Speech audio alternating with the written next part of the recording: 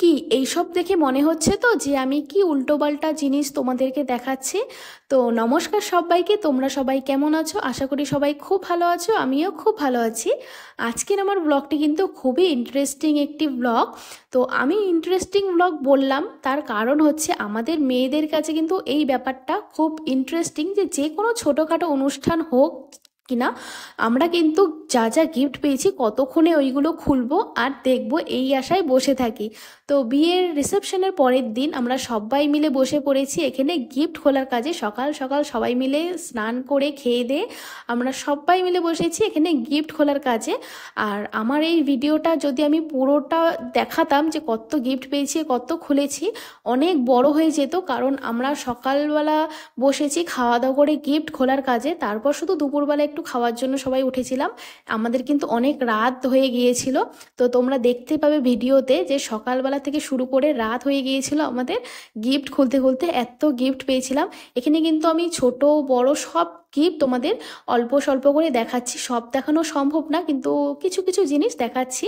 তো এই দেখো, এই ছোট্টখাট্ট জিনিসগুলো আমার কাছে খুব স্পেশাল যে আমি গিফট পেয়েছি, এটাই আমার কাছে বড় একটা জিনিস যে কেউ ভালোবাসে আমাকে কিছু দিয়েছে।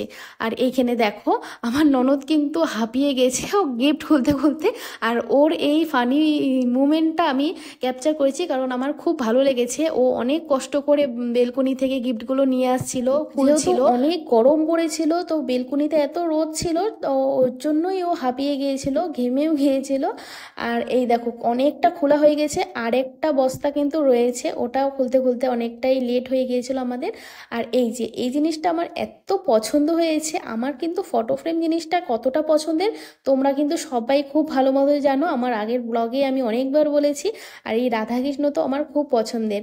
আর এই যে আরেকটা দিয়েছে আমাকে সব ঠাকুর ঘরের সেট, এই জিনিসটাও আমার খুব পছন্দ হয়েছে যে ঠাকুর ঘরের পুরো সেটটাই আমি পেয়েছি। তারপর ছোট বড় সব কিছু মিলিয়ে সব কিছু আমার ভীষণ পছন্দ হয়েছে। যারা যারা গিফটগুলো দিয়েছে তাদের সবাইকে অনেক অনেক দেখো, তোমাদের বলেছিলাম গিফট খুলতে বসেছি কিন্তু আমরা সকালবেলায়, এখন কিন্তু বাইরে রাত হয়ে গেছে তাও আমাদের কিন্তু খোলা হয়নি। এখানে আমার ননদ তো অস্থির হয়ে গিয়েছে। আর এই দেখো পরের বস্তাটা যখন খুলেছি, লাস্টের বস্তাটা, ওটাতে দেখলাম আমি কিন্তু অনেকগুলো শাড়িও পেয়েছি খুব সুন্দর সুন্দর। আগেরগুলোতে ছিল আমার রান্নাঘরের খুবই সুন্দর সুন্দর কাজের জিনিস পেয়েছি আমি অনেকগুলো। সব থেকে বড় ব্যাপার আমি গিফটগুলো রাখবো কোথায়, দেখো আমি শোকেসের উপর কোনো মতে রেখে দিয়েছি, ওটা আস্তে ধীরে ঘরে সব সেট করতে হবে। তো আজকের মতো আমার ব্লগটি এইটুকুই, দেখা হবে তোমাদের সাথে নেক্সট ব্লগে। আমার ভিডিওগুলো কেমন লাগছে অবশ্যই কিন্তু তোমরা কমেন্ট করে জানিও। টাটা।